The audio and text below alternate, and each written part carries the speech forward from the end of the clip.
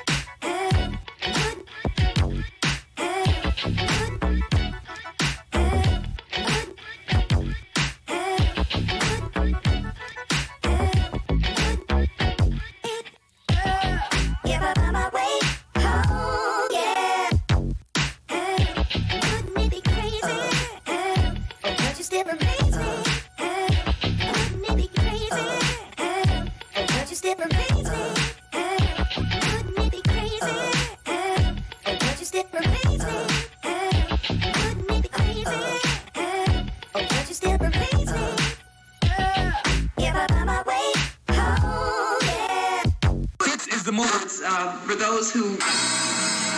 What we do here is go back.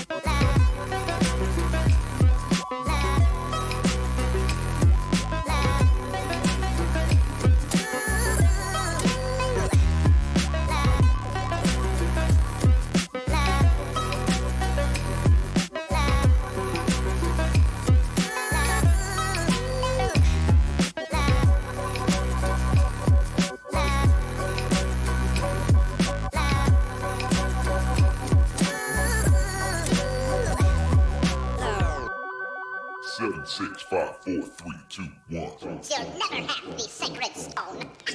Oh, this you crazy mother.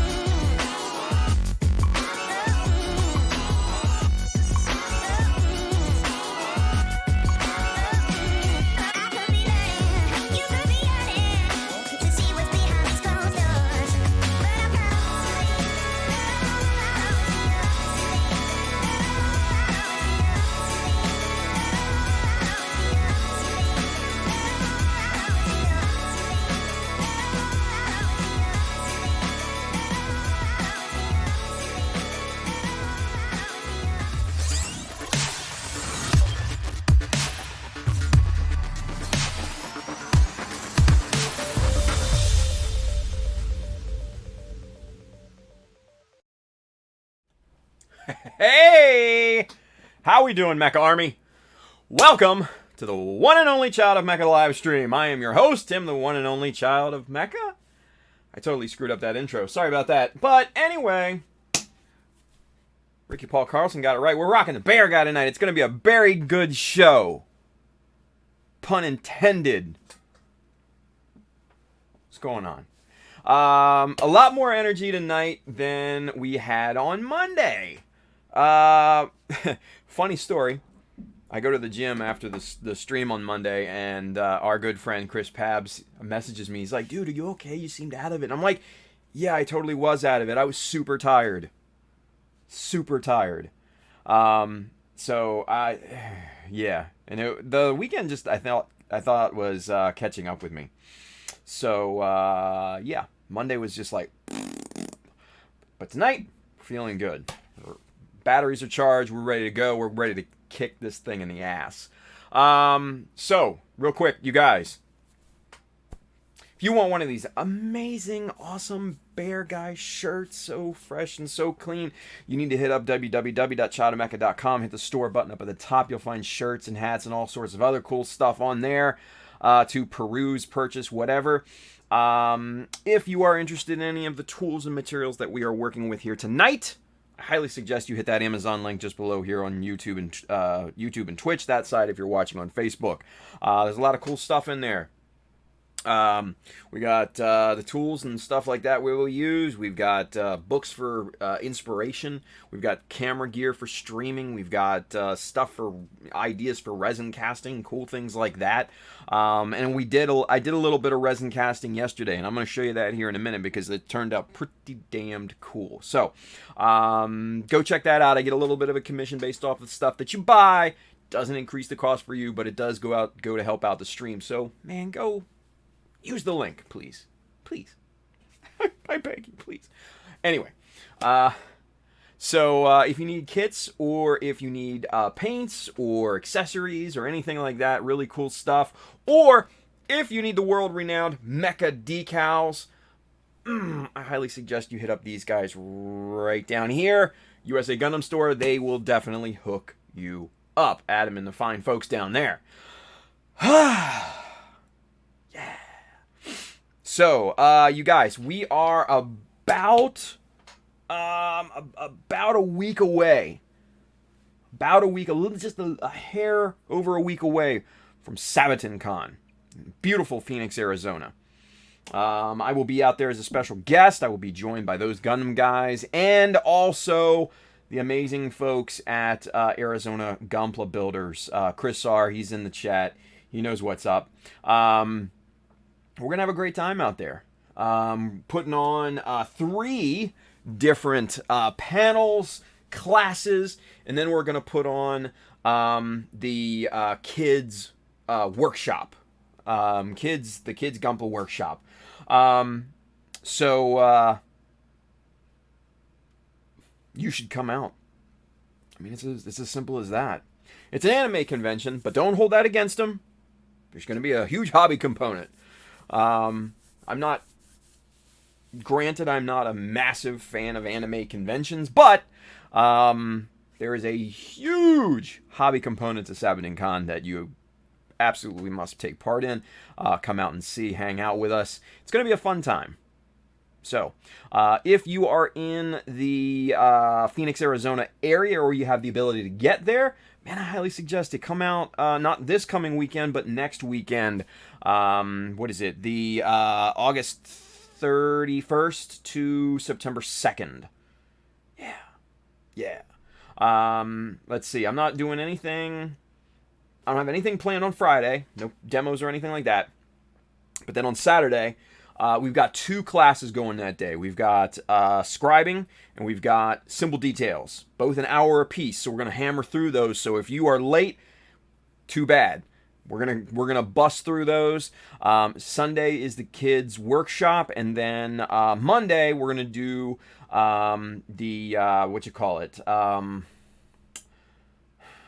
scale model photography.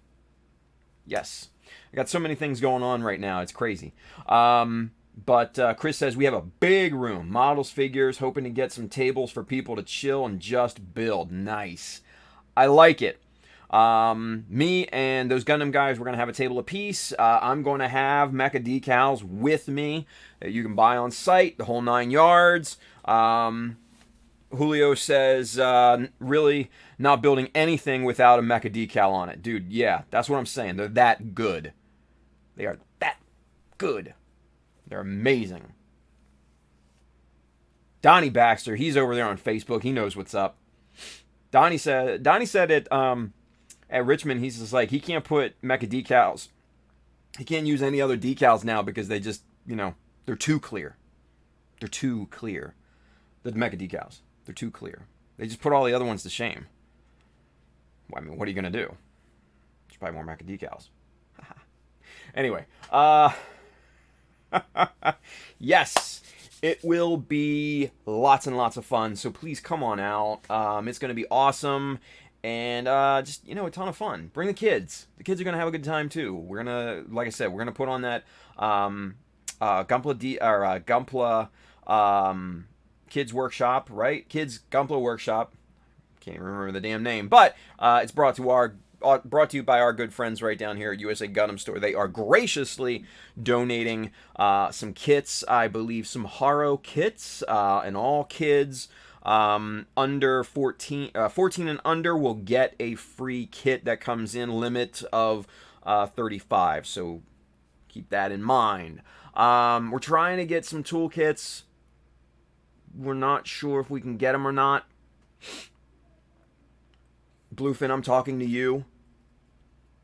Help us out. We're trying to help you out. Frustrating. Anyway, yeah. So there we go. Come on out to SabatonCon in Phoenix, Arizona. Not this weekend, but the following weekend. It's gonna be a good time. What else? Can't really think of much else at this point. In November, come on out to SCGMC on November 9th. Somebody confirm that? I think it's the 9th. Yeah. I think it's November 9th. And then the weekend after that is New Type Build Con. We're going to be there as well. So I saw Joel True Gunpla. He posted his appearances and stuff. And we're both doing SCGMC and we're both doing Build Con. So we're basically flying coast to coast 2 weekends in a row, which is going to be just brutal. But it'll be worth it. Totally worth it. So come on out to one of those. At least one. And say hi. Yeah. Say hi. Yeah, see, Manny and Julio, man. You guys, come on. Get the other Julio and come on. Tag team across the country. Let's go. Come on, man. You can do it. Bus ride, something. Carpool. Manny's got a van. You can sleep in the van on the way. It doesn't matter. Come on. It'll be fun. That's what I'm talking about. Anyway. Alright, so let's get into this, shall we? Let's go camera 2. Boom. Alright, so I want to show you real quick what I did over the past couple days because they are very interesting. So we're gonna get back on the skirts here in a few minutes, yeah? We're gonna kind of push those out of the way. Let's get zoomed in so we get you some more detail here, right? So the problem that I was thinking of, and that I ran into, and that I created a solution for, is how to detail this guy. Yeah.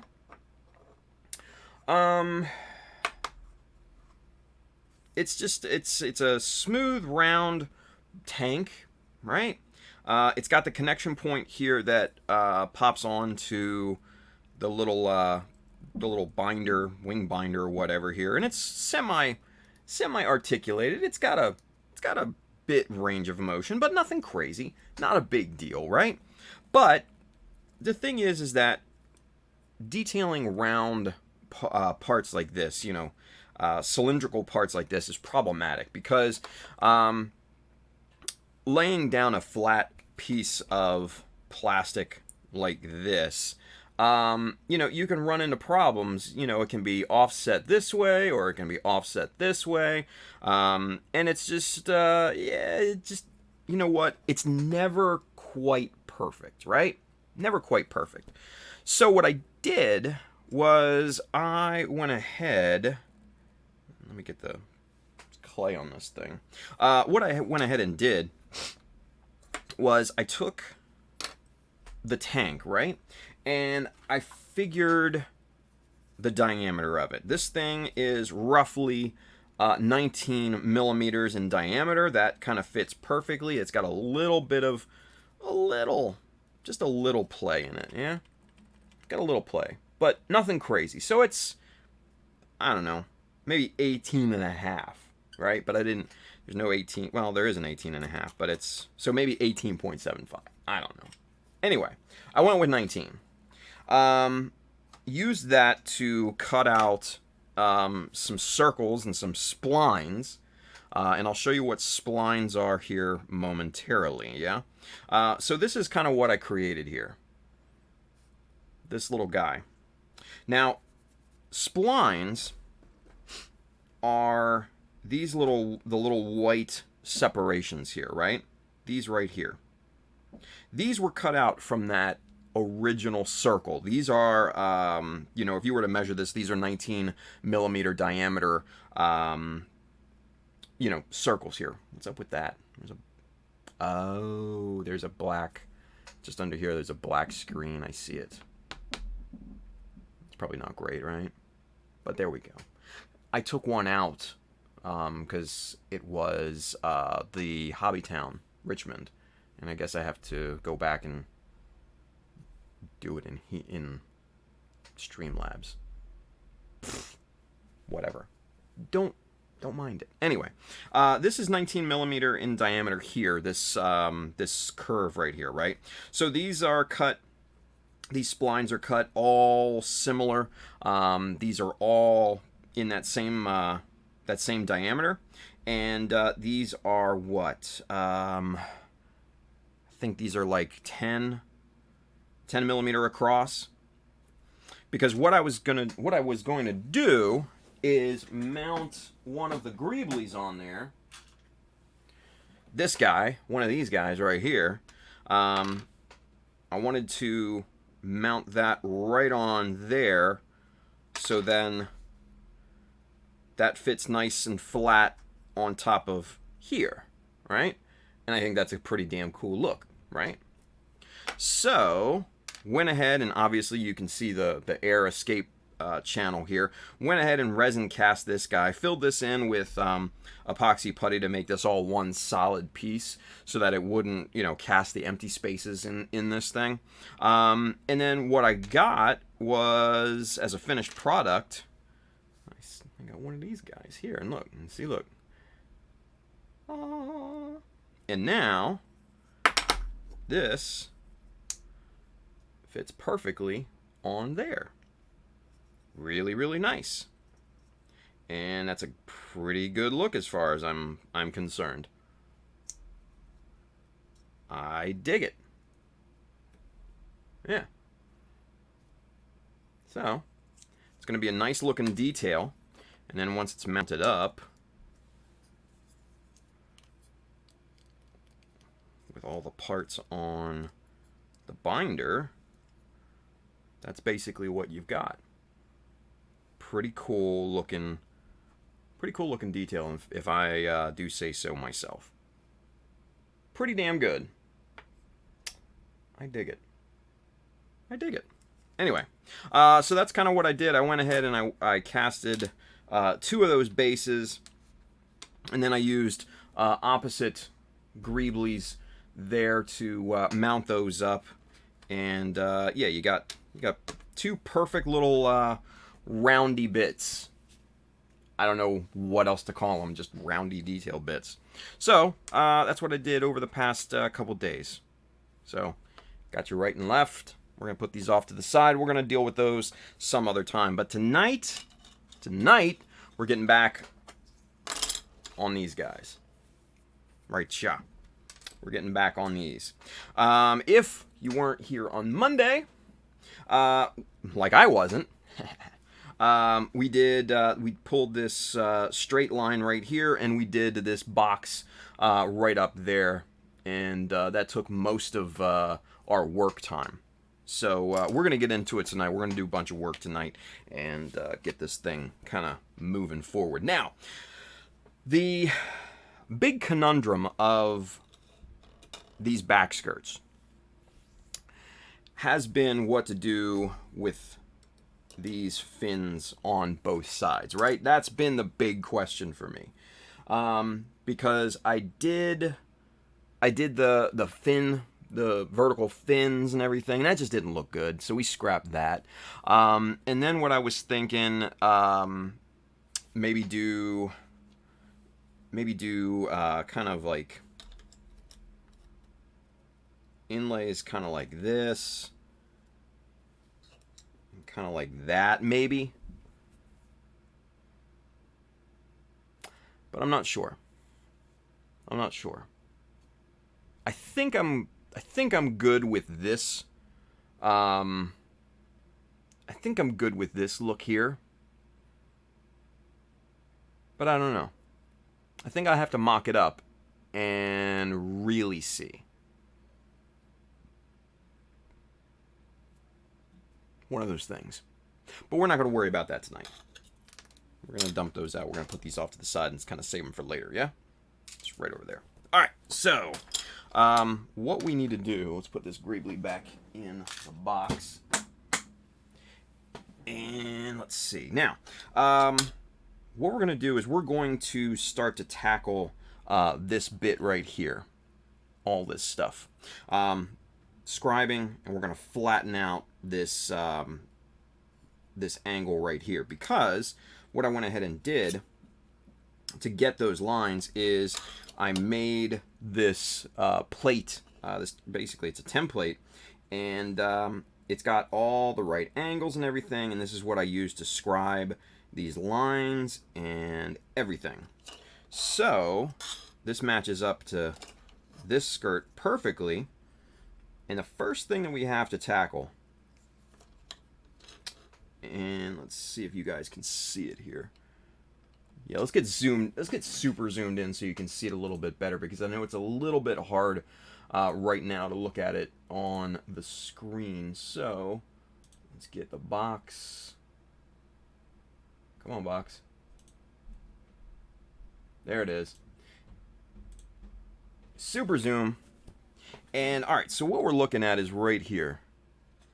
So this surface right here is completely straight. And what we've got here is a slight curve in the original piece right here. So right here, it bows out right around in here. So if I was to scribe these lines in here, it would look really odd, because your eye wouldn't really know exactly what it is, but you would be like, something's weird about that, right? So what we got to do is we got to straighten this bad boy out here. So we're gonna get this down to about as close as possible. So right about there, and we're gonna start just whittling this back here. Now, let's get out a super zoom so you guys can see exactly what the hell I'm doing here.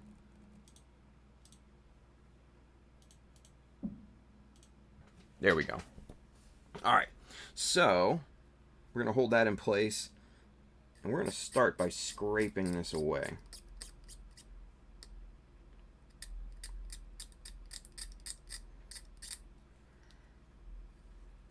And that's starting to look pretty good right there. Now, next thing we're going to do is we're going to pull these fins off here.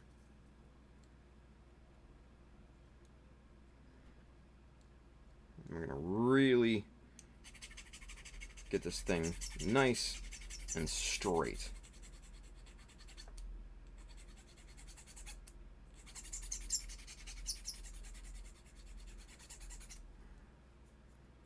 Okay, and that seems to be about where we need it. Nothing drastic, mind you. Nothing crazy drastic, just subtle enough. So let's see here. Let's see if we can get the bastard file in here and just kind of really get this.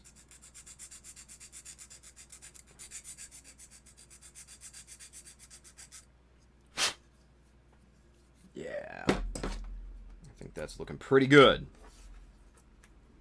Let's line that up now. And yeah, see that right there, perfectly straight now. All right, so the next thing we got to do is we got to put that bevel back into this thing, because there was a slight bevel in this. We got to put it back now. So to do that, we're going to get our little our beveling tool here, our little ceramic scraper.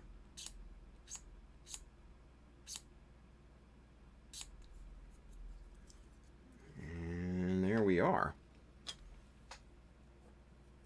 Yeah.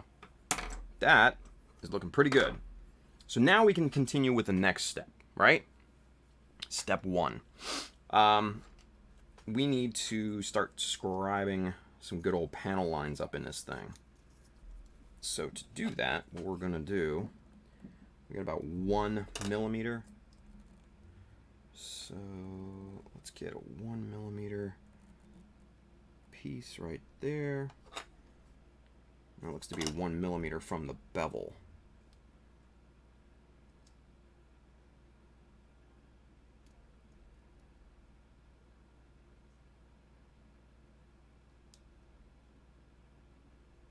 Now what I'm doing is I'm using a 1 millimeter piece of strip as our measuring guide, right? And that's going to help us keep everything perfectly in line. Bingo. There we go. All right. So now we can start to scribe in our first panel line here. So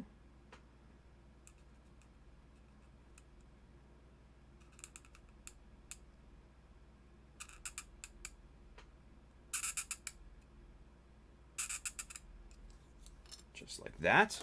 Let's see. Line that up. Here we go.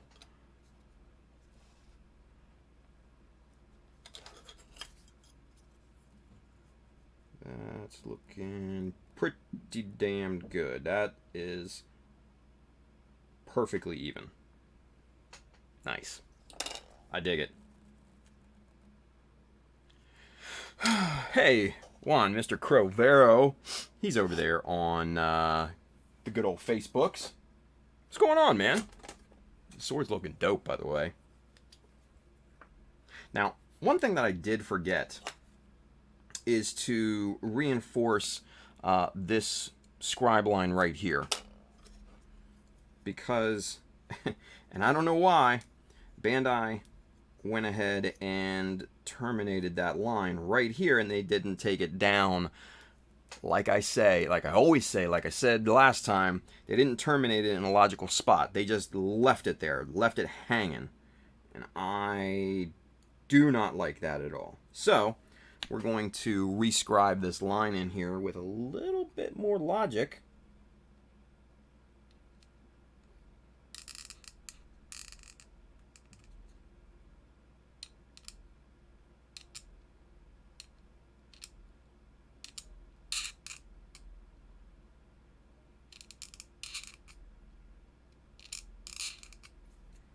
Okay.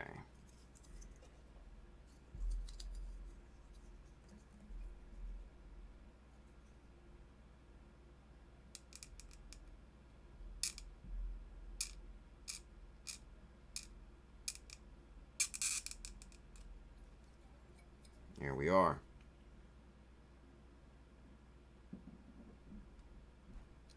All right, so now we're good.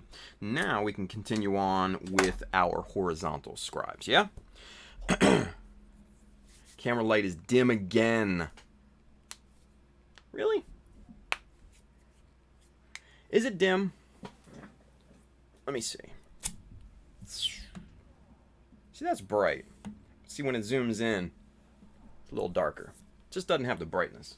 All right, let's raise the brightness for Manny. Yeah.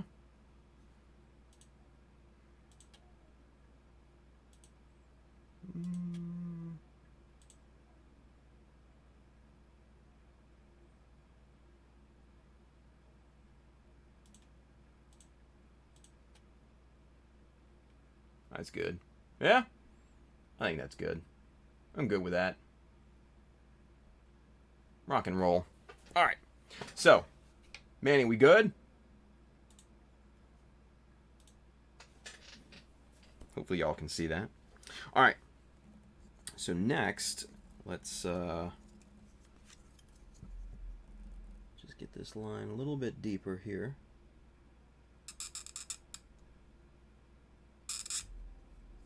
Whoops.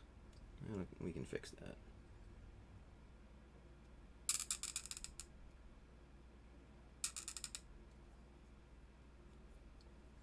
Now, if you saw that, I went right off the side here and did a little boo-boo right there in the armor, right there. And I know it's probably impossible for you guys to see that on the screen because it's super tiny and there's not a lot of contrast on this particular piece since it's a white piece, right? So, but like I said, we can fix that. Either it's going to sand out or we're going to put some little drop of super glue on there, fill that in, and it'll be good to go. But I'm not going to worry about that right this second. What I am going to worry about is getting this next scribe line in here. Now, we're going to do the same thing. We're going to go, 1 millimeter up. We're going to gauge that with this little piece of plastic strip right here.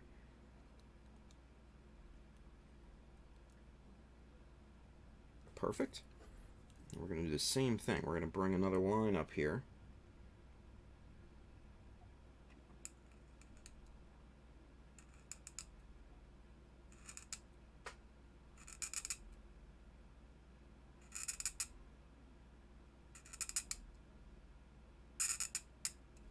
Just like that.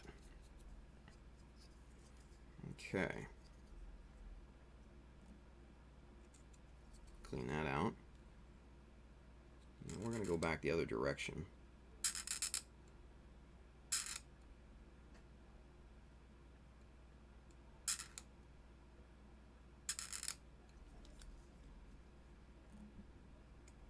Clean the schmutz out of there.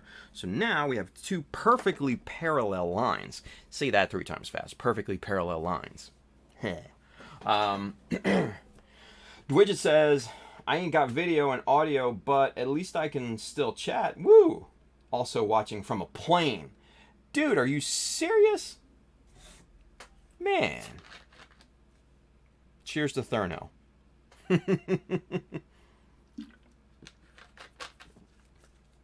He can still chat. Nice. Well, you know what? That gets me, let me type back into Thurno just real quick, the Dwidget.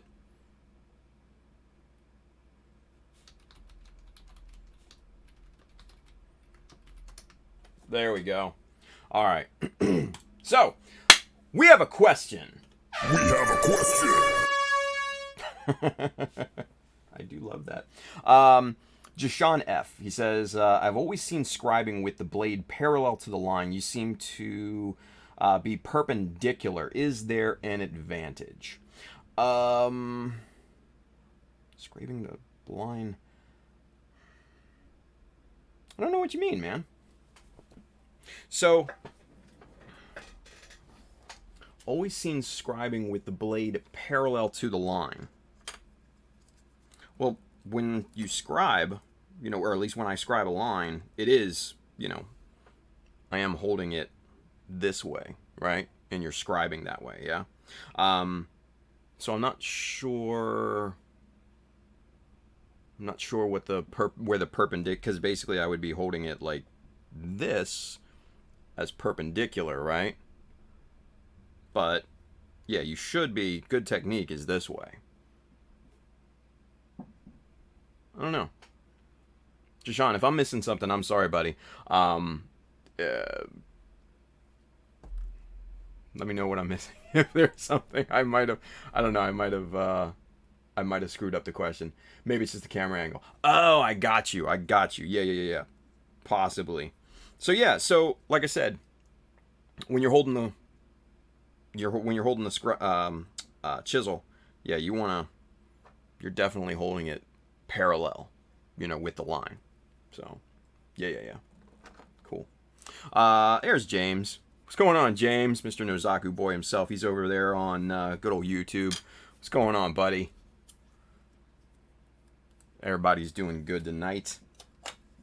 All right, so we got one more line to scribe in here, and it's about 3 millimeters off of that top line. But before we take that jump, I want to make sure that it is 3 millimeters. So we're going to, this is probably 3.2 right here. No, this is 2.5. Let's see what that does. Yeah, it's about 2 millimeters up then. I was a little off. All right, so yeah, so that should be 2 millimeters here. Yeah, bang on. That's 2 millimeters up from that line. So we are going to be using this as our guide. All right, ooh, don't slip. Right there. All right, so that's 2 millimeters up. So we're going to drag a line right here.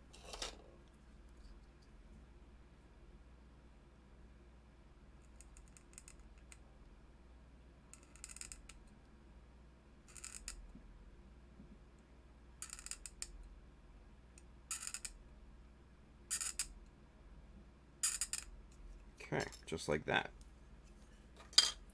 So now, boom.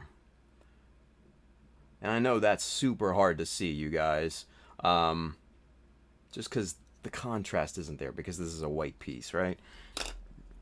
Not the best example piece in the world, obviously, but it's what we're working on right now.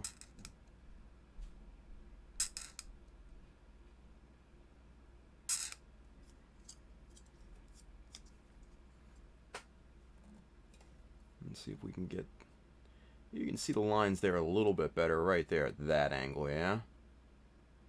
So, not bad. Alright, so, let's see. Yay.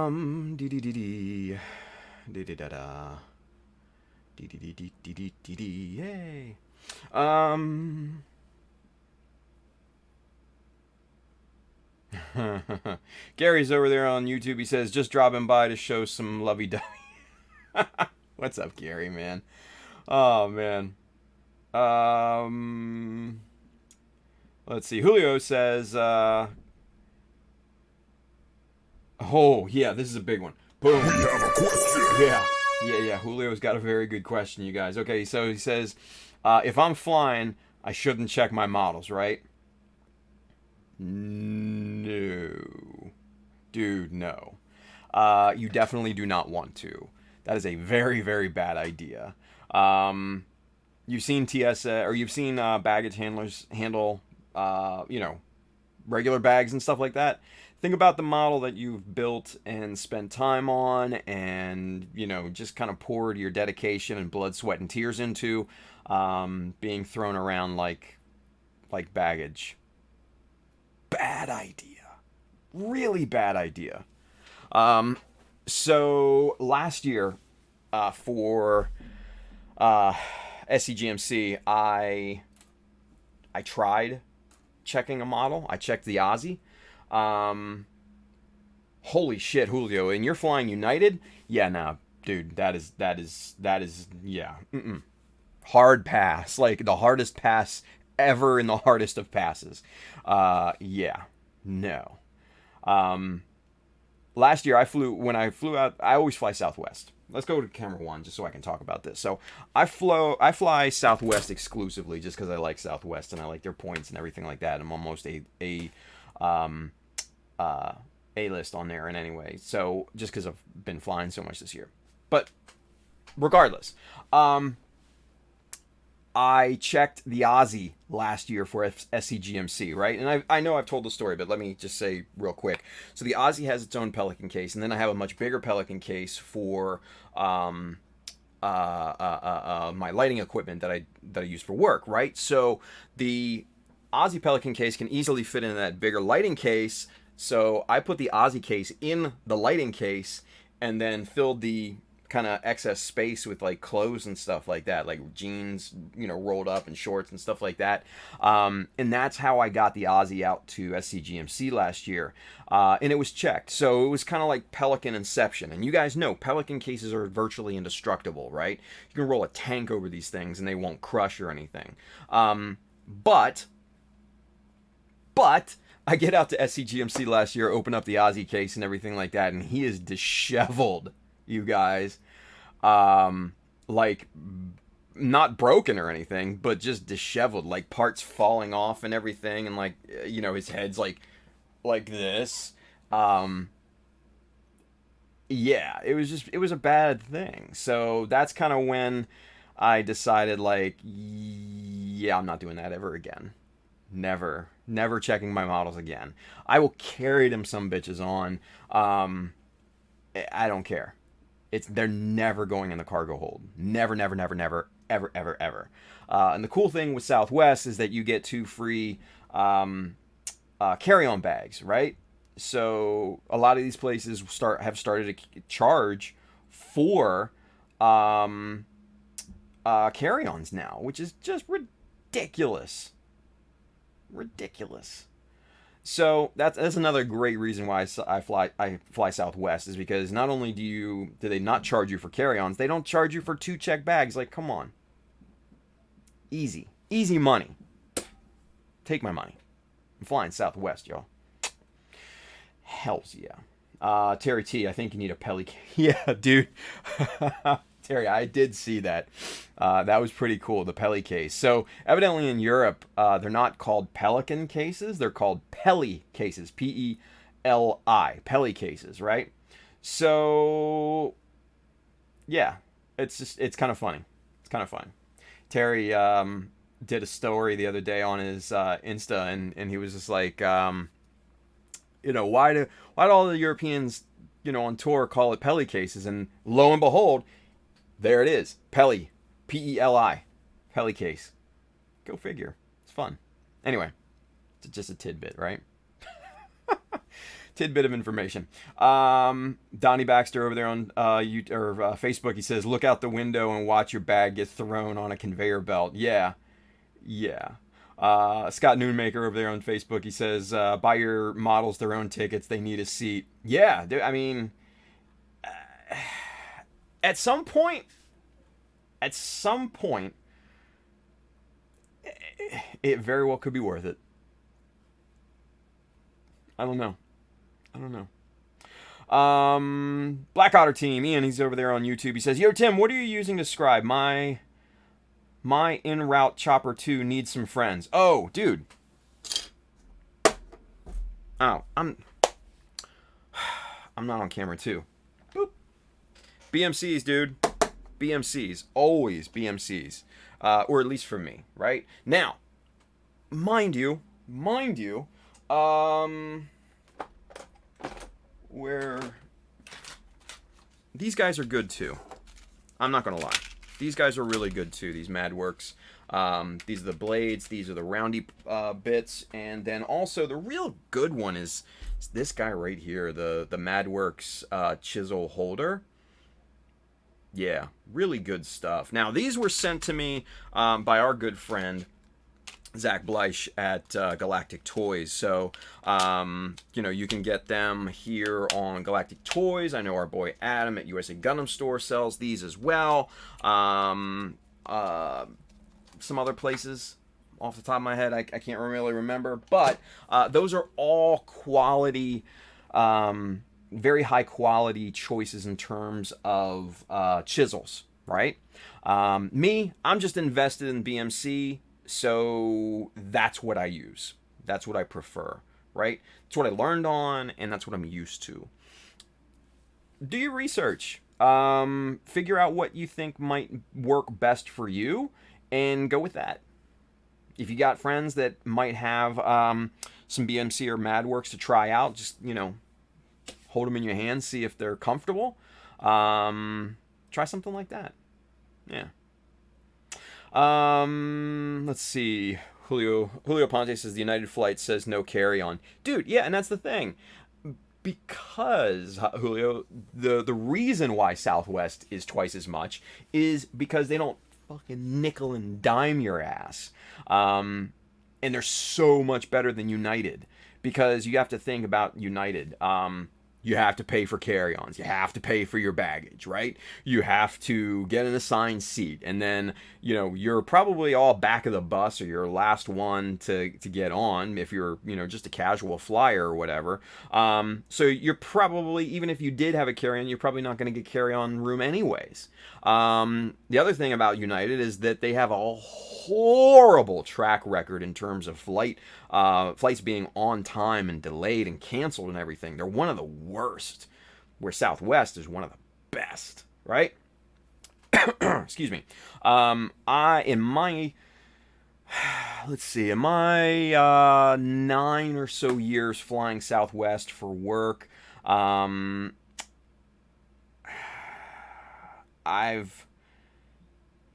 only been late like once or twice. They've delayed my bags once. And this is like I said, this is in 9 years of flying with them just exclusively for work, right? Yeah. I mean, you can't ask for much better, man. So if you can go Southwest, man, go Southwest. That's all I'm saying. That's all I'm saying. Julio says, but probably so worth it. Dude, it really is. And they still give out complimentary drinks and little snacks and stuff like that, too. Where United's just like, oh, you want a snack or you want a drink? Good luck. You should have bought something at the airport, buddy. Right? So, man, United can suck it. I had to fly United the year that I went to Japan, and dude, I would never do that again. They delayed the flight. I missed an entire day in Japan, and they were just like, well, we're really sorry, we can upgrade your seats, and get the hell out of here, man. Ugh. I don't like United. United for me holds a special place in hell. Cheers to Southwest. But you know what? This live stream isn't about flying. This live stream isn't about who I prefer as far as airlines. It's about building. Stuff like that. So, let's get back to it. Yeah? Boom. Camera 2. Whoa, where'd the piece go? There we go. All right. So, Garrett Tucker, he's over there on Facebook. What's going on, man? Good to see you back again. Studio 7, by the way. Over there on Instagram, I've got MadWorks, Tamiya, and BMCs. BMCs are by far the cleanest. MadWorks is pretty good, though. MadWorks is pretty good. We did a sample test, and the MadWorks is fairly good. Fairly good. I think in terms of line cleanliness, here's the dealie that we did here. In terms of line cleanliness, I couldn't see a huge difference. It's just the comfort in terms of the grip and the handle. And the other kind of, for me, downside of MadWorks is that you have to, unless you have multiple handles, you have to change the blades out, all the time. And handles are somewhat expensive, where these plastic handles from BMCs, these are like $4. These aren't that bad in terms of having one for each of it. Yeah? So, one of those things. All right. Space Rat 53 says, I have a question. We have a question. My shoulder shield mod for my Zaku, I cut in half the Master Grade GM Kai shield, which left a space in between the two parts. What would look better filling it in with putty or add on to it? Dude, use plastic if you can. And then, well, what I would say is this: use plastic as your base, right? And to brace it. Epoxy putty could bend while it's curing the whole 9 yards, where plastic, once you get that glue set and done, it's rigid, right? So at very least use plastic as your bracing and as your base for adding on. And then personally, I'd probably use plastic to fill everything in. But depending on the angles and stuff, you may need to resort to the epoxy putty to get any bevels or weird shapes or something like that, right? Or just to surface it out and make it nice and clean and just kind of fill in any low spots or something, right? Or any spots where it's just a little off, right? So, like I said, use plastic for most of it, but then use the putty. The epoxy putty is kind of like your skim coat, if you will, right? And just kind of go over that and make it all smooth and nice and beautiful. So hopefully that helps. Anyway, what do we need to do next? We need to make, we got the horizontal, shit. We got the horizontal lines, now we need to get the vertical lines. Yeah? So there we go. Let's see here. Manny says, got plastic shavings. What the shit? Manny says, Julio, where are you leaving from and what airport you landing at? I don't know. Anyway, Juan Centelise, he's over there on YouTube. What's going on, Juan? That's what I did, and when I bought a new V Gundam box, came banged up. Oh, I regret it because I checked it. Oh, dude, yeah. That's rough. Yeah, that's super rough. I bought, when I came back, when I was in Tokyo, I only bought 2 kits. I showed some massive restraint, right? I only bought 2 kits. I bought the RE Baowu because it had just come out and I wanted that kit. That was like the one kit that I wanted to buy, right? The one. But then that IBO mobile armor, the Hashval or whatever it's called, that had just come out and that caught my eye and I was just like, all right, I got to get it. So I bought those 2. We brought bags inside of bags because we knew we were bringing stuff back with us. Those were checked and yeah, man, those were banged up and those were semi-rigid suitcases too. So yeah, it's bad news checking anything like that. That's fragile, dude. So that's rough, man. I'm sorry to hear that. Superset 5's over there on Twitch. Uh-oh, he's got a question. We have a question. He says, if I were to only add some accent colors to a frame, how should I go about top coating it, together or in parts? Superset, the thing is, each inner frame is going to be different. What I would say is to do it in sub-assemblies, right? Chris Pabs, yeah, Hashmal, that's it. Sorry. But anyway, superset.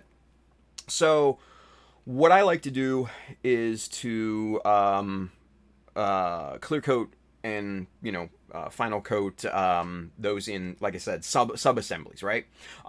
So glue the parts that need to be glued together. Like if the forearm for some reason comes in 2 parts, smash those 2 parts together, glue them up, paint that as a sub assembly, right? But then in like the elbow joint, if you've got kind of a modern elbow joint where it's got a pivot point here and a pivot point up here, and then the 2 parts of the elbow kind of clamp over that, then I would keep those parts apart and each one clear coat individually, and then smash those together when you're done, and then you should be good. Now, the one thing to keep in mind when you're doing that is to keep the pegs clean, or scrape them down to bare plastic before you do final assembly, because what's going to happen is that paint and clear coat layer, that's going to add the thickness to the part, and then you're going to run into fitting issues. So it's another step, I know, but trust me, you'll get a lot better coverage out of it that way. So hopefully that helps. Yeah. Apex Dragons over there on YouTube. He says, "Yo, how's it going? What's going on, man?" Space Rat 53. Thanks, Tim. You are welcome, buddy. Julio Ponte. Any airport that's the cheapest, man. Nice. Flynnberger. Craig Flynn is over there on YouTube. Good day, fella. Good day, Flynn. What's going on, buddy? Hope you're having a wonderful day. Manny says, "Is it Ontario, Cali? That's the airport." Yes, that's the Ontario, California airport is the closest airport to Pomona for SCGMC. That's the one I'm flying into. So yes, that is the one that you want to fly into, guys, because the next closest one is LAX. That's about a 50-mile hike. Unless you guys are renting a car or something like that, no go. Oh, dude, Julio, no, yeah, he says, yeah, but gonna go to LAX. Dude, are you guys getting a car? Like I said, that's about 50 miles, and you're talking about kind of traffic and everything like that, too. So, if you can fly into Ontario, fly into Ontario. I know we're talking airports and flights and shit like that, you guys, but we're trying to get Julio and Manny sorted, so any help I can be is gonna be. Anyway, Manny says, because if it is JetBlue JFK to Ontario, $139 each way. Yeah, that's not too bad. That's pretty good. Oh, cool. Julio says, Team Awful member said he'd give me a ride. So there you go. Okay, so you got that sorted. Well, then in that case, I guess it's not too bad if you've got a ride. So there you go. Brandon 5269, what's going on, Brandon? He says, just used the super glue trick to stick two pieces of claw plate together so I can true them up with each other. Works like a charm. Never would have thought to glue them together just to separate. There you go, man. That's awesome. That's really good to hear. Yeah. So basically, guys, what he's talking about is to essentially just put a super tiny little drops of super glue, and basically you're just tack welding them. And if you're not sure what tack welding is that it's just a simple weld that welders use to line up metal parts, and then they go back across the seam, and then they really do their entire, their full weld to make those two parts one part, right? But in this case, we're just tack welding those with the little drops of super glue, and then cleaning the edges up on both of those, so you have a perfectly mirrored set of plastic strip or plate or whatever, and then you can use a hobby knife to kind of separate those two, and since it's only little drops of super glue, they just pop, and it's super easy. So yeah, it's a great trick. I've been using that for years, and it's awesome. So yeah. Donnie says LAX was much cheaper for me. Yeah, and that's the thing, because LAX is much bigger, so it will be cheaper. So that's the one thing. But I was lucky enough to fly into Ontario on Southwest, so it wasn't really that much cheaper when I booked LAX to Ontario. So and then the hassle of just going that 50 mile, that's a pain in the ass. I don't want to do that shit. I'll just drive to Ontario and just be done with it. But anyway, hey, Apex Dragons, he's over there on YouTube, and he says, I just finished my HGBD Gundam Astray No Name a few days ago in the high-grade Gundam 00 Exia Repair 2. In my opinion, they turned out pretty good. I tried to make it as good-looking as possible. Awesome. See? That's what we like to hear. Dwitch's still over there on YouTube. He says, I'm back, still no audio or video, but I can still lurk. LOL. Dwitch says, side note, American has carry on. Yeah. There you go. Man, Therno, Dwidget, man, he helps out. It's a good thing. It's a good thing, you guys. It's a good thing. All right, let's get back to work, shall we? What is it? 11:05. Let's kind of rehydrate here. He says, "Never mind. Nap time is winning catch-all later." Well, yeah. I mean, he's stuck on a plane, so cheers to Therno, even though he can't see it. There we go. Excellent. All right, so we've got the horizontals. Now we need the verticals. All right. So to do this, we are getting 2mm, I believe.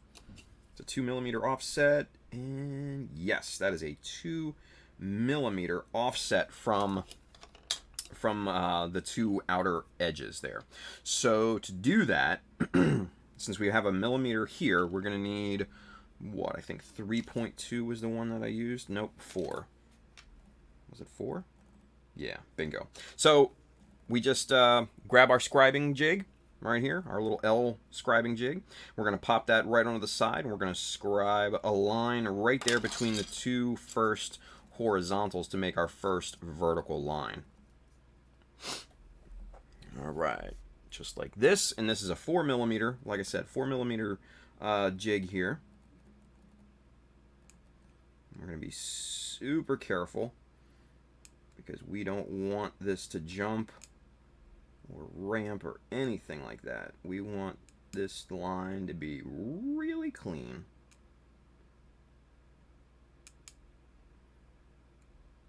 There we go. We got it started. Clean out that little schmutz there, yeah?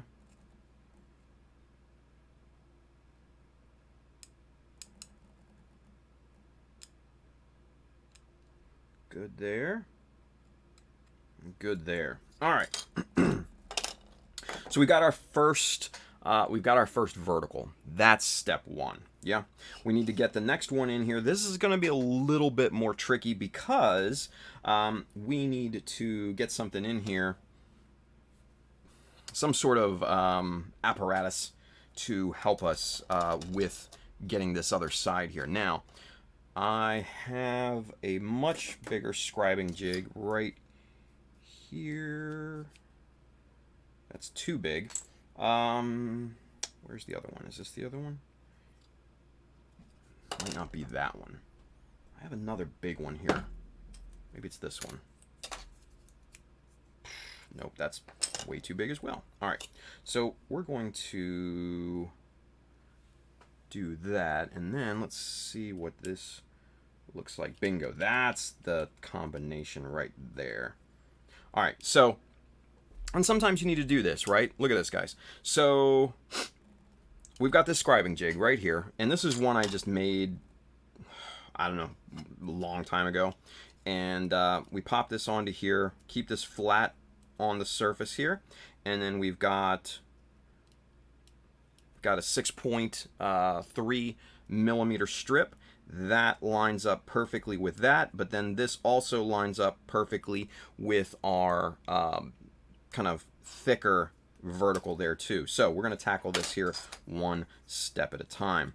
We're going to get this guy right here, and then we're going to get this guy lined up just like that.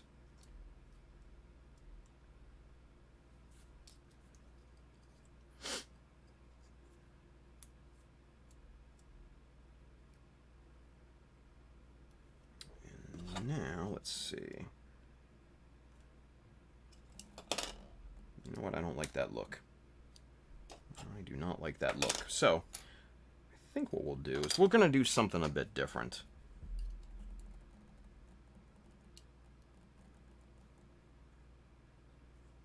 Yeah. Let's go 3.2. Where's our 3.2 here? Let's see if that's... Nope, that's 4. Let's see. This should be... I think this is 3.2 right here. Let's see. Yeah, that is 3.2. That's way too big. What? Let's see what else we got here. How about 2.5? That looks to be money in the bank. Okay, so we're going to do this.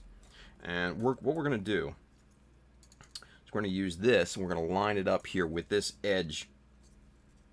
We're going to use this as our guide.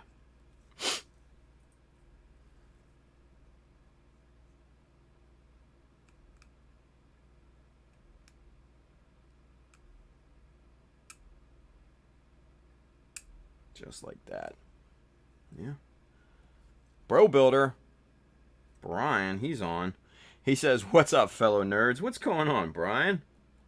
Good to see you, buddy." Okay. So I think this usage here of that guide will look better. And I'll explain why.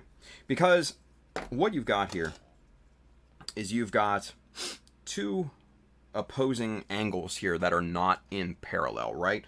One is angled more this way, and one is angled more this way.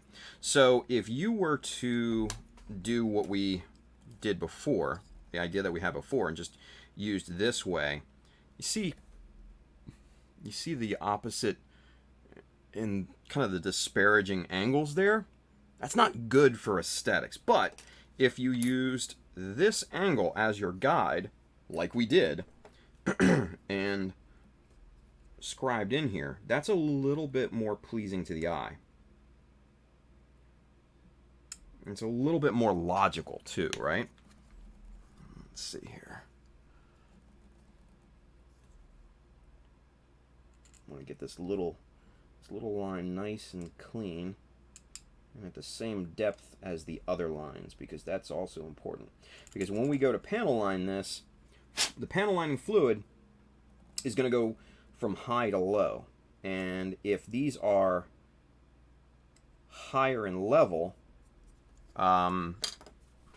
then all the panel lining fluid is going to flow out of those little lines, and it's going to be all for naught, right? So it is what it is. Chris Pabs and Donnie over there on Facebook, they're excited for SCGMC. Dude, I am too, man. I am too. It's going to be fun. That convention, and yes, I say it's a convention because, let's be honest, it is. That's going to be fun. Everybody's going to that. Like, everybody. It's gonna be a strong turnout for that, I think. So yeah. Apex Dragon says, "I'm still a beginner, but I did watch a lot of tutorials on basic stuff like removing nub marks, so I think that kind of helped." Dude, and that's the thing. Learning is everything. You know, learn from the guys and gals that came before you. You know, learn as much as you can. Take in all of that knowledge, and then kind of regurgitate it into your own skill set. Yeah. And that's why we do this stream.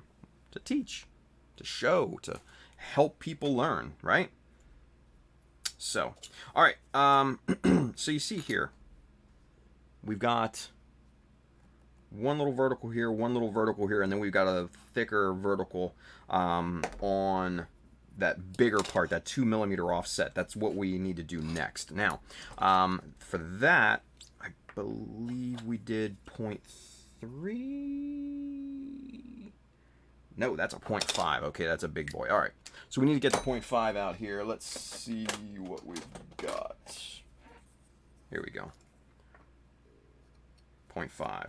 All right, so this little scribing jig right here locks in perfectly and gives us that lineup. So we're going to do the same thing on this side, and it's close enough to this side to where it's not going to look completely odd going at this angle.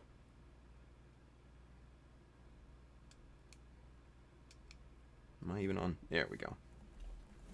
I need to move my chair. There we go. Better. All right.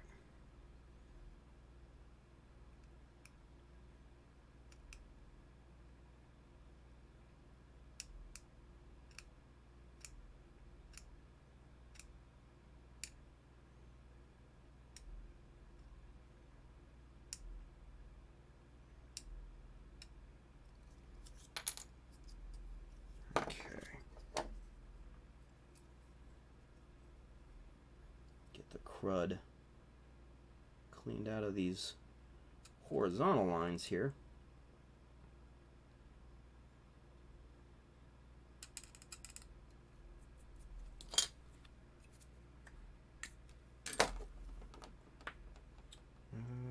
Where'd the cap go? Ah. Alright, so I'm going to grab the other 0.5 here. That was the old one. That's just not working very well. Just not working the way that I wanted it to. So, I'm going to grab the newer one here. The newer one is a little angled at this point for some reason. I don't know why. So we're going to use this. It is working better though.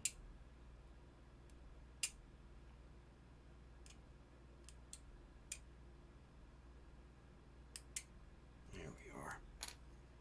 Yeah, that looks good. All right, let's clean this out here, and we should be good to go as far as these lines, these horizontals and verticals go.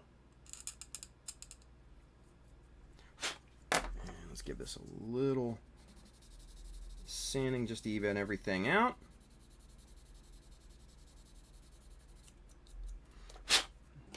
And let's clear that out of here. And let's do the comparison shot.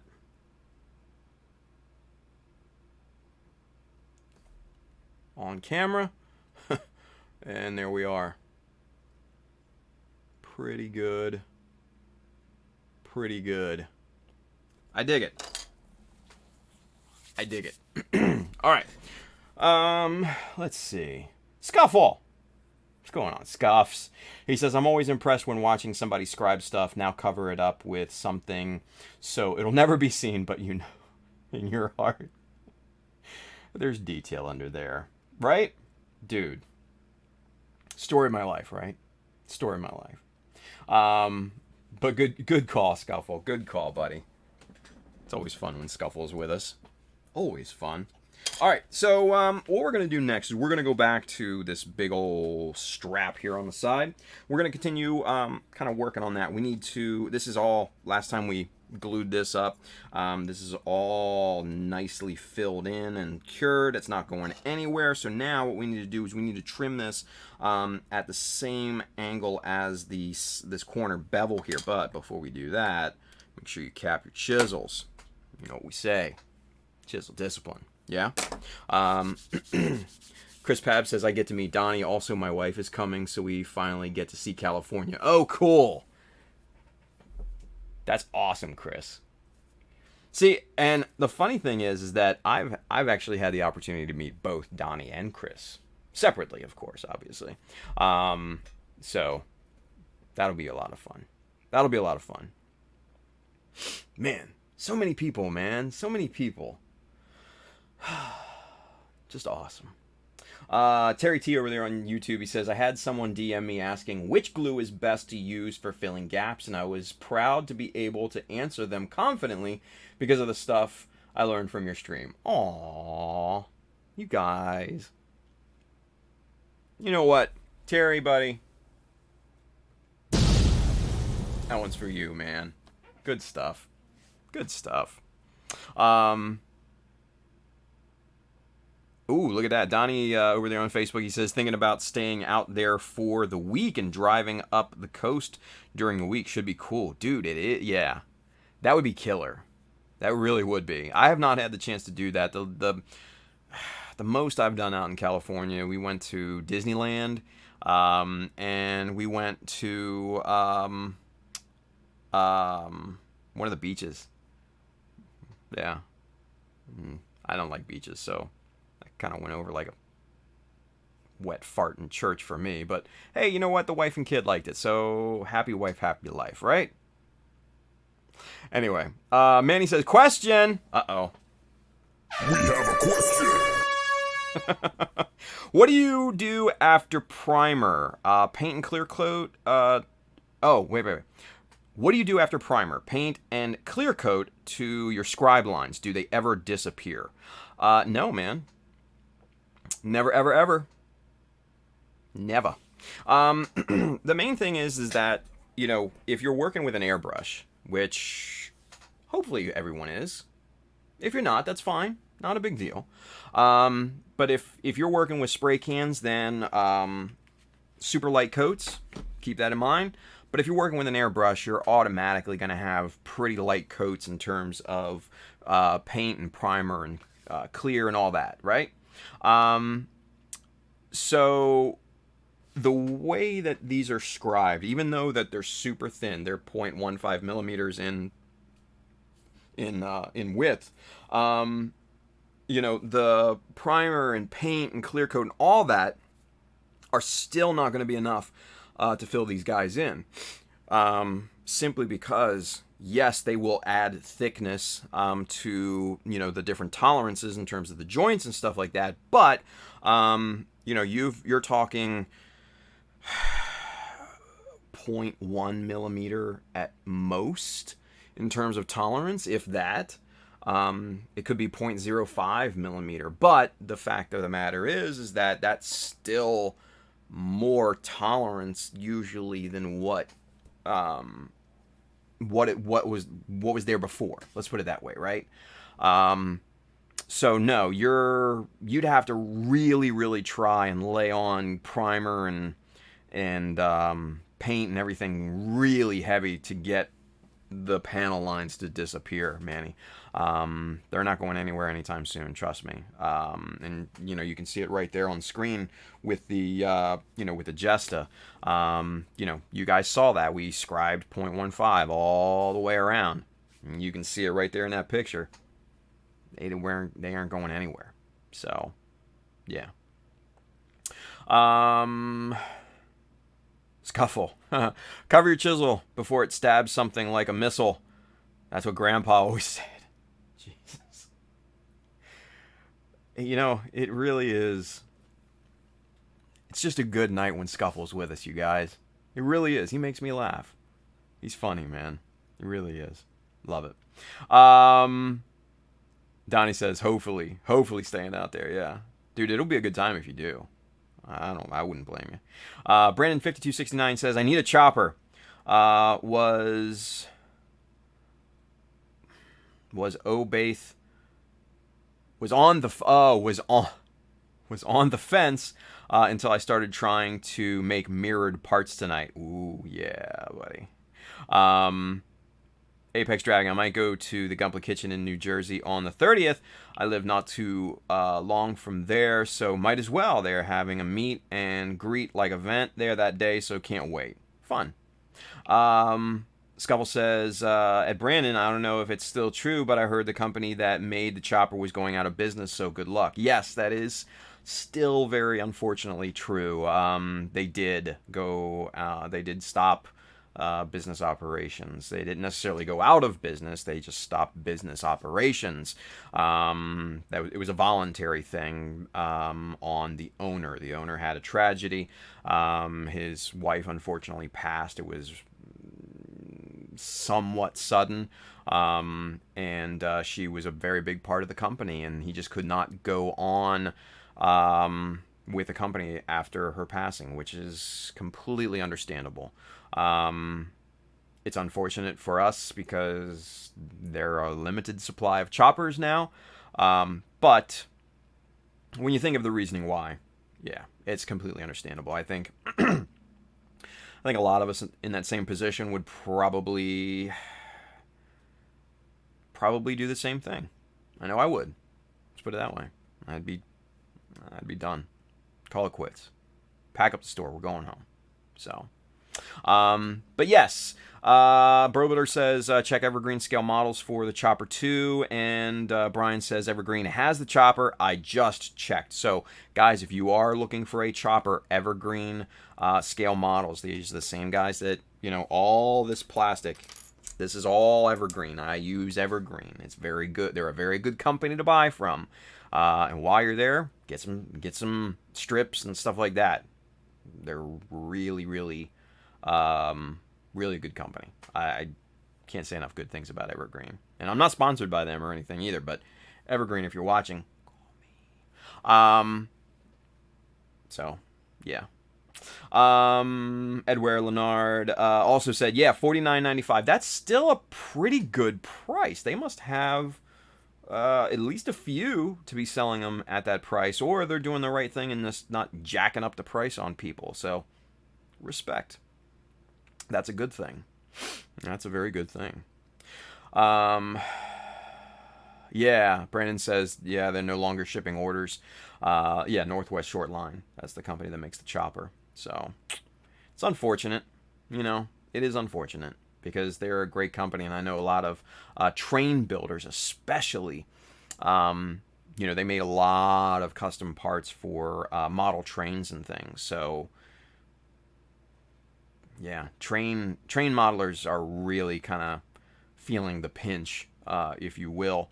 So, you know, it's just one of those things, you guys, where life comes first. You know, as it does. So, anyway, all right, let's continue. Let's move on, shall we? We need to get this plate right here because, as you can see, we've got a little bit of overhang right there. This little corner, this needs to get beveled out so we can match it up with this bevel right here, right there. Okay, so that's what we're going to do next. So to do that, we are going to start cutting away at this with our little hobby knife, right? And we're just going to start by just taking the corner off just slightly, right? That's going to get this piece started. Now, yes, you need to be very, very careful with your digit placement, because if I was to slip right into my thumb, that would be bad. So as you saw, when I got down closer to here, I started really slowing down and being very careful with it, because I do not want this this blade to slip, and I really don't feel like getting cut tonight. I mean, I don't feel like getting cut any night, but tonight I'm just not really in the mood. Not really in the mood to bleed, especially on camera. So, yeah. That's what we're going to do. We're not going to bleed tonight. How about that? I think that's a good thing. What do you guys think? No bleeding on camera? Yeah. I think that's good. I think that's a good call. GamerBud says, yeah, I got mine for $54, but it was still worth the price. I use that tool so much now. That's what I'm talking about. Proud of you, bud. Char Twins, what kind of blade does the chopper use? Manny says the chopper uses a box razor. It's just your regular vanilla straight razor blade. So this guy right here. There's no special blades involved. That's the one. You can get 100 of these at your local hardware store, and pay $10, and then you'll never need blades again, essentially. So, yeah. These regular blades, that's all that it takes. There's no special blades involved. You don't have to worry about proprietary BS or anything like that, right? Like, case in point, back in the day I went to Lowe's, right? My local Lowe's hardware store here in the States. Got me a box of blades like this, right? It comes with a little dispenser button. It comes, you know, you can put the used ones here in the back. Like 100 plus blades or something like that. And man, look at this. They even have mounting holes. You can mount this on a wall or something, like, right? And you can just spit out blades. Just pop, pop, pop, pop. Like Pez. It's like a Pez dispenser for razor blades. Don't let your kids near that, though. That would be bad. Just saying.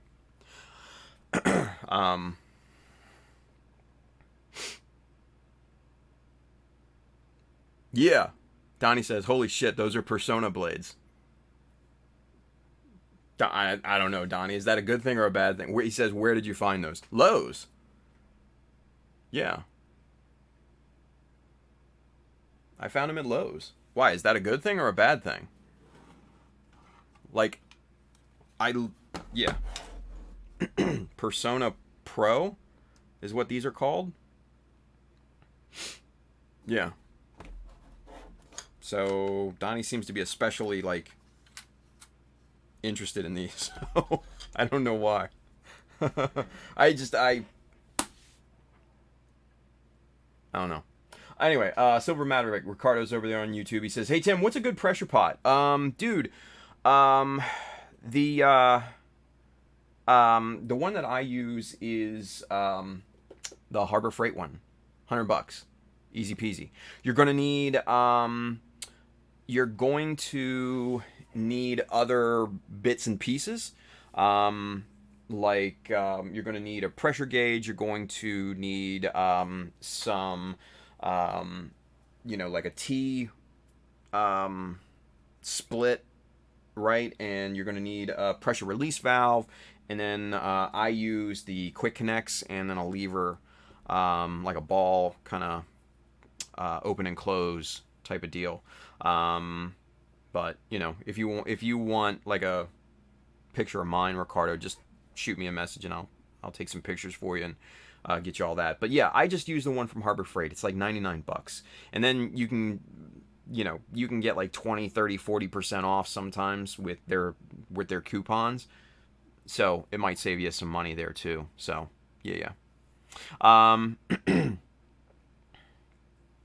Okay, so I'm probably going to butcher your name. Jimowine Win. I'll call you Jim. Jim, hi. Nice to see you. Thank you for watching. Welcome to the Chowder Mecha live stream. He says, Northwest Short Line to reopen full line soon. Employee bought company and waiting on new site to open. Oh, really? That's interesting. Huh. I had not heard that. That is good news, though. That is good news. Might have to look into that. Interesting. Donnie Baxter says, we use Persona blades for carpet. They are unbelievably sharp and durable. Only blade I've used for 21 years. Oh, shit. Then I picked a good one then, I guess, right? It's what they had on the shelf. I didn't know what the hell I was looking for. They had a box of 100 here. I'm like, yeah, that's what I need. I'm good with that. He says, I didn't know they came in a safety razor. Yeah, cool. So there you go. Yeah, Persona Pro, or it seems to be pretty good. Donnie knows his shit about hardware and stuff because that's what the man does for a living. So if he says they're good, then I'm gonna take his word for it. They're pretty damn good. So there you are.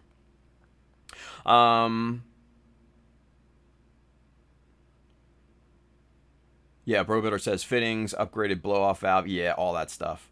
Little accoutrements, if you will. French.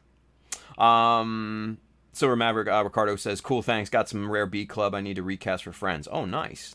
That's awesome, dude. Edward Leonard says, those used to hang on to the walls at every disco in the 80s. LOL. He lost me, dude. I'm so sorry you fucking lost me. I'm like, something just went, just like that, man. I don't know. I'm sure it was funny, though. But you lost me. Scubble says, damn it, if I knew that was an option, I would have done that myself, right? There were some other offers on the table, I think, from other places. So, yeah. Manny, get to the chopper. Nice. Good job, Manny.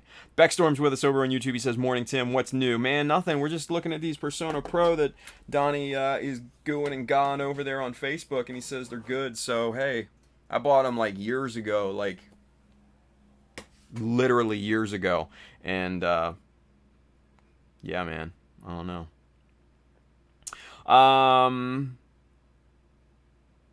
Let's see. Manny McDie over here on YouTube. He says, tell Donnie, Manny said, what up, bro? Done. Manny says it's a cocaine reference, LMAO. Oh, those used to hang on the walls at every disco. I still don't get it. I don't know. Sorry. Cocaine. I missed it. I'm just sorry, guys. What are you going to do? I'm hopeless in that arena. Anyway, cocaine. I always, whenever I hear people talk about drugs, cocaine, stuff like that, I always think to that Dave Chappelle skit with Rick James, and he's just like, cocaine's a hell of a drug. Oh, such a classic. Such a damned classic. Anyway, let's get back to work, shall we? This thing isn't going to cut itself.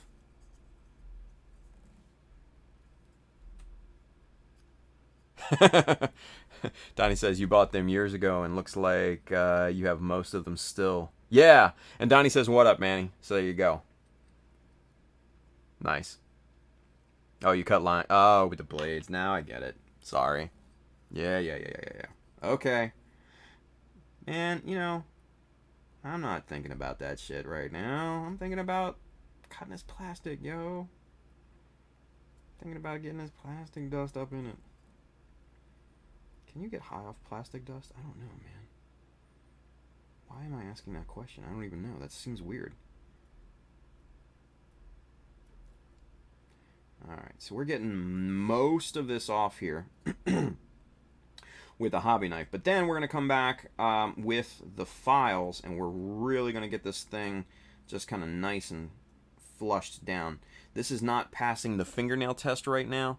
It's still catching. That means there's still kind of meat on the bones, if you will. But we need to get this nice and flushed. So to do that, the first step we're going to do, get our boy, the big old bastard file, yeah? And now, what we need to do is we need to be careful, because we need to follow the original bevel here, because what we're doing here is we're not changing the angle of this bevel at all. We're using it as a template. We're using that as a guide, right? So we need to match the angle perfectly.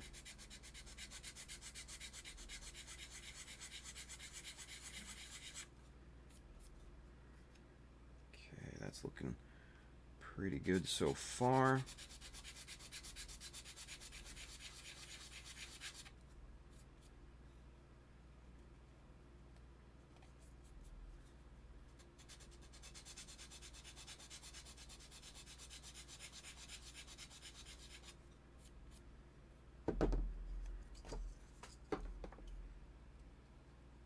Okay, that's getting really, really close.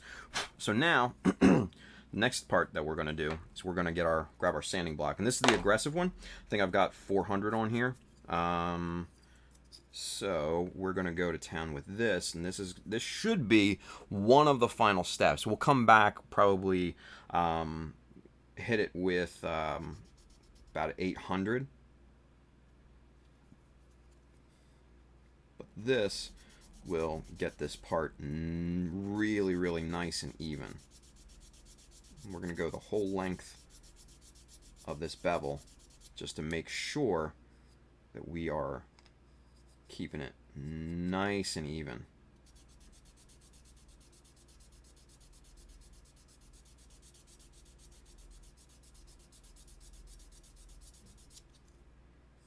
Oh yeah, there we go. Now we're in business. Alright, cool. So, again, here's the, this is 600 actually. So we're just going to hit this one final pass here just to make that nice. Yeah, that passes the fingernail test. Now that is a super clean bevel right there. That is nice and straight across the line. We're good to go. Excellent. All right. Let's see.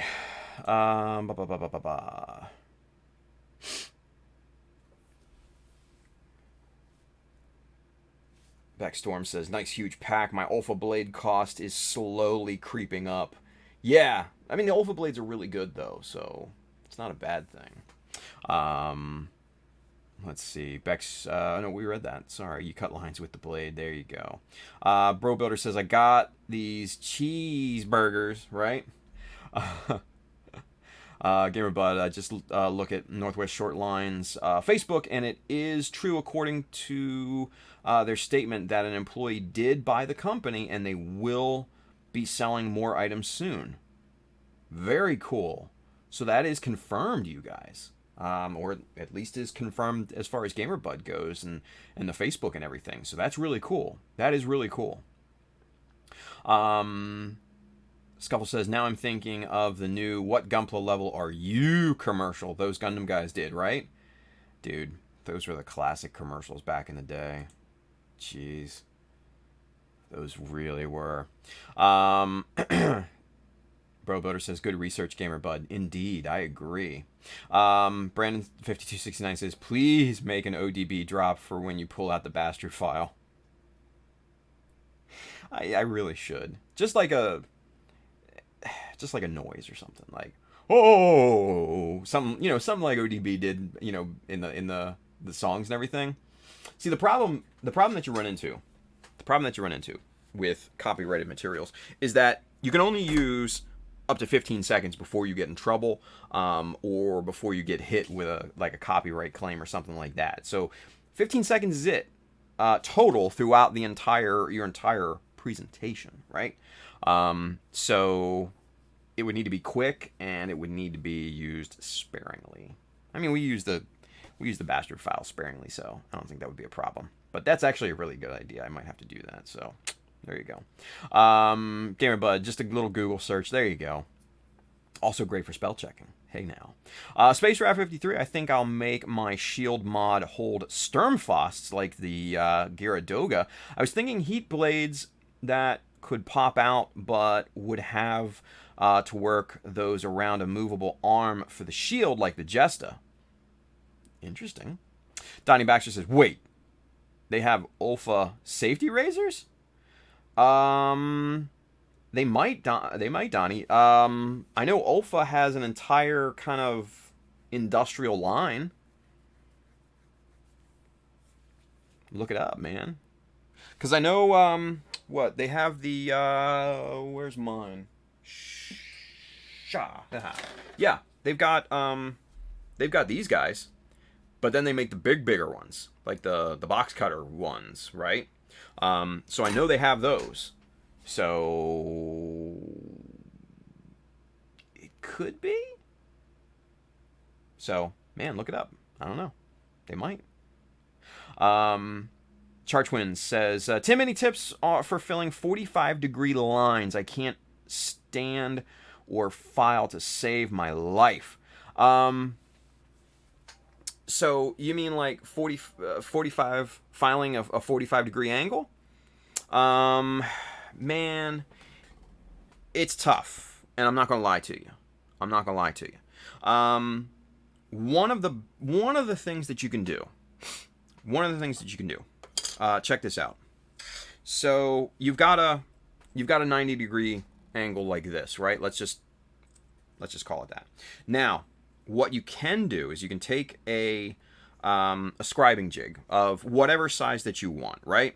And take your pencil. Now, this is 2 millimeter. This is a little bit bigger than what you would probably normally do, but 2 millimeter on this side, right?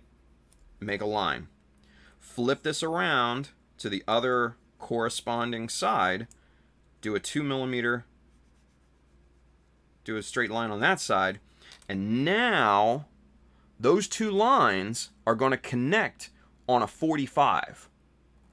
So all you got to do is sand down that corner until you hit both lines.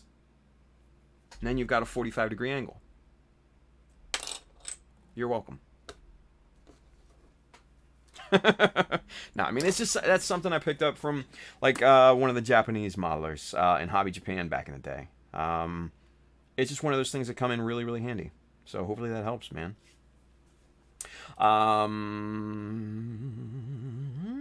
Let's see.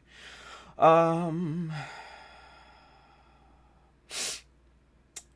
and this statement was from their official Facebook page, not hearsay. There you go, bud.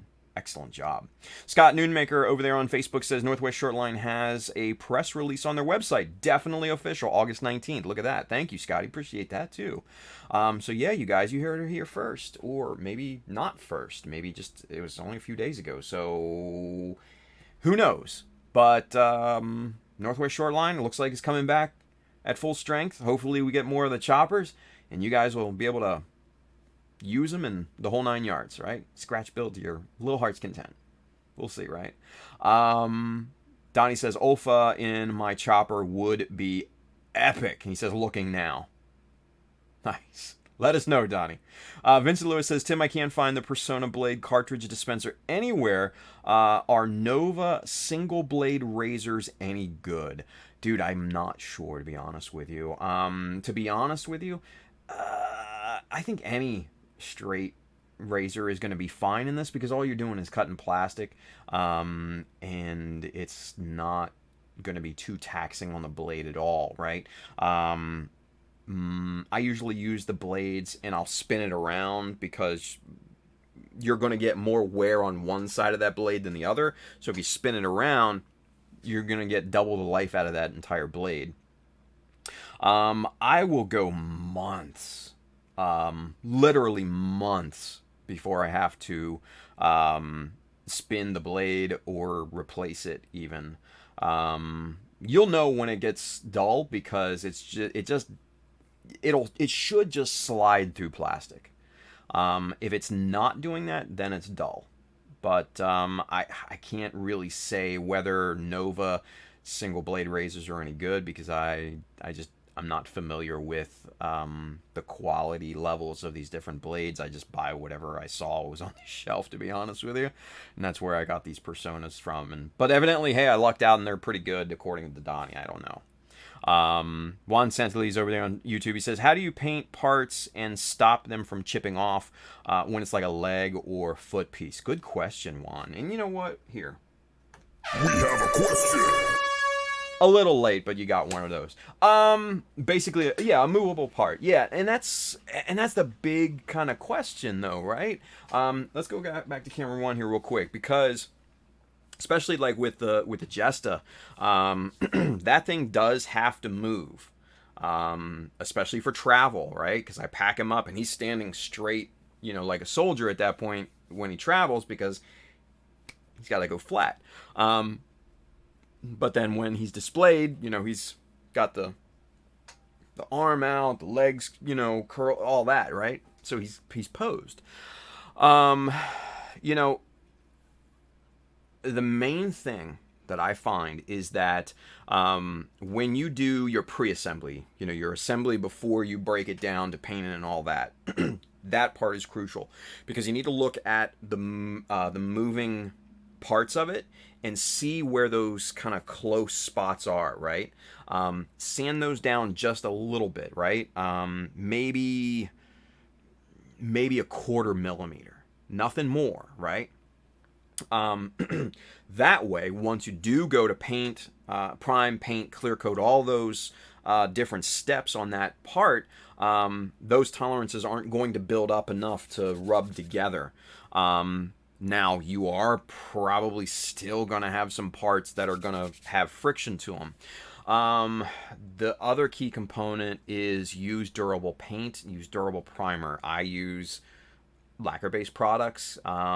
They are incredibly durable. I know that's not an option for everyone, but if you can, I highly suggest it. So, Mr. Color is a good one. SMS, Gaia, Alclad, AK Interactive has a lacquer line now. Tamiya has a lacquer line now, although it's stupid hard to get here in the States. And then also you can use regular Tamiya with Mr. Color leveling thinner, and it's got almost the same durability as Mr. Color. So use a highly durable product, and you're going to have a lot a lot less chances of chipping and scratching and stuff like that. But then also the other important thing to think about too is surface preparation. Make sure you give that thing a nice alcohol bath beforehand. Use gloves after that so you don't transfer body oils onto the corners and raised areas and stuff, because that will have an effect. But if you take all of those things in consideration, you should be good, right? You should be good at that point. I'm lucky enough to where I've kind of followed that process religiously, and I've not had any chipping here in many years.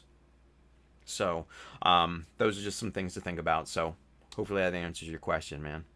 Bro Butter Brian says, Char Twins try making a mark on the perimeter of the bevel and filing to that mark. I did it. Yeah, and seeing this is the same exact thing as I just showed. So yeah, so Brian and I are right there, right? Superset 5. Some people on YouTube have had strikes for 3 seconds, so you really have to be careful. Yeah, that is true. That is very true. It's one of those things. I'm not super comfortable using copyrighted material without license. That's the graphic designer in me. It gets really, really sketchy. Really sketchy, man. Manny says, Tim, straight schooling. Man, thank you. Char Twin says, oh my god, that was way easier than I thought. Thanks, Tim. Dude, you're welcome. I'm glad I could help. And you can vary up, you can vary the levels on both sides too to get, not a 45-degree angle, right? You can do 2 millimeters on one side, 1 millimeter on the other, and I think that gives you like a 60-degree angle or so. I don't know, my math is bad. So something like that, right? You can do that too.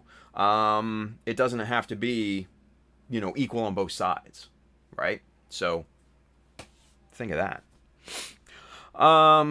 Let's see. Chris Pab says they do have dual edge safety blades, but it doesn't look like the right shape. Oh, so they have like the trapezoidal kind of box cutter blades, like the utility knives and stuff like that. That sucks. Oh well. Space Rat 53, he's talking about Olfa, by the way, you guys. Space Rat 53 over there on YouTube, he says the idea for my Zaku F2 Sand Rat mods are field repairs from salvaged Federation MS parts made into new functional features. Some armor reinforcements, replace spiked shoulders with a movable shield. That's interesting sounding, especially on a Zaku, right?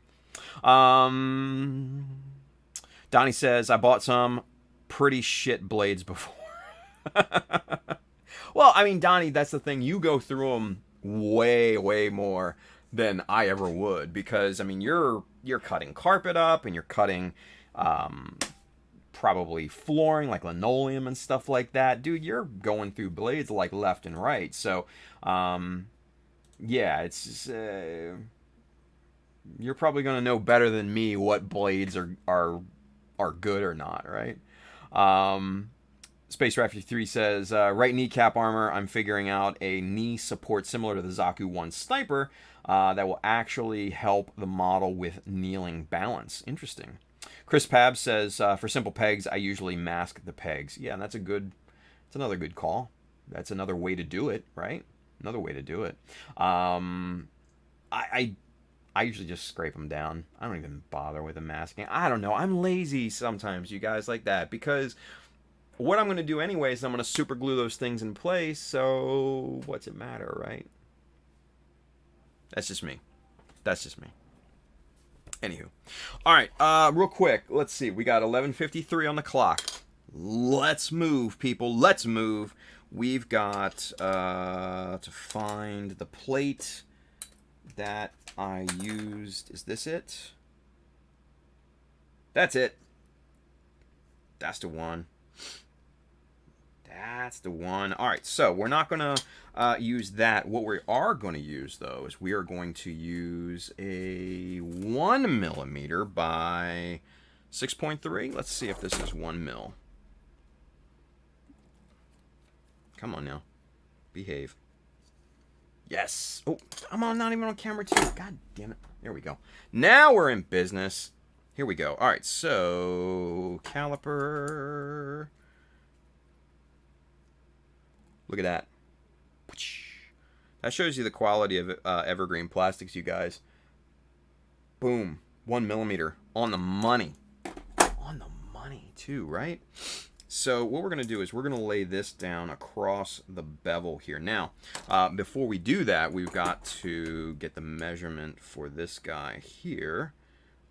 That is just about 14 millimeters.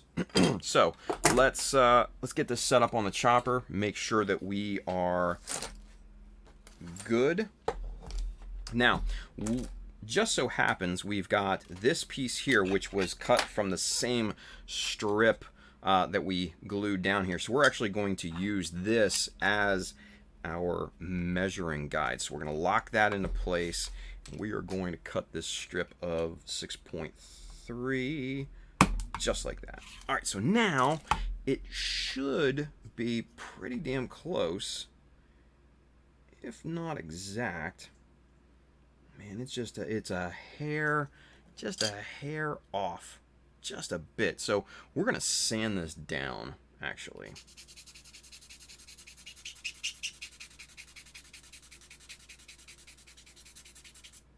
Just like that. So now,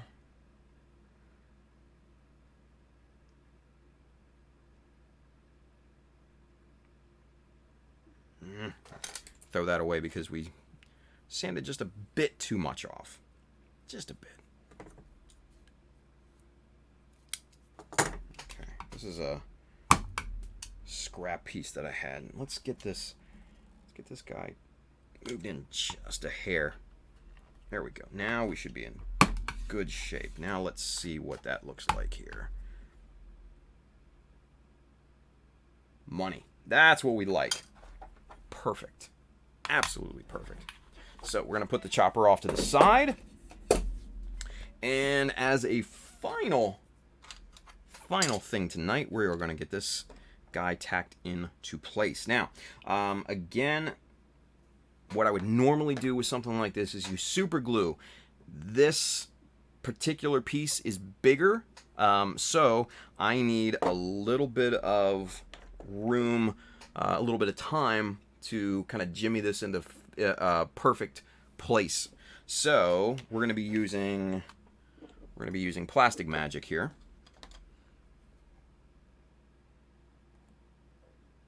We're going to be getting some on that side, and then we're going to get some on this surface as well, so that the two will kind of meet in the middle.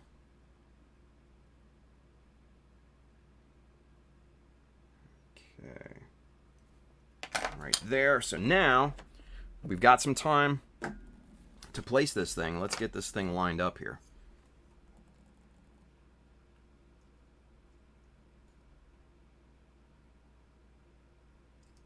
That's good. Oh shit, did we do that on the first shot?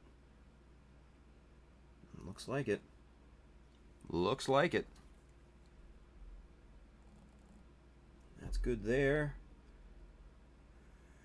That's pretty damn good there. Now, what I'm doing, and you guys can see this, is I'm holding a piece, and it's even better with a 1 millimeter because it's a little bit thicker, but I'm holding this piece right up against the edge of this first plate that we laid down. So that's going to be our guide, and then this can just butt up right up against that. Same thing on the other side. If these two line up perfectly, then you've got a perfectly aligned plate, and that's right what we have right here. So didn't take nearly as long as I thought that it would, thankfully. So what are you going to do? So there we are. All right, so we finished up a little bit earlier. So let's go camera one. Here we are. So,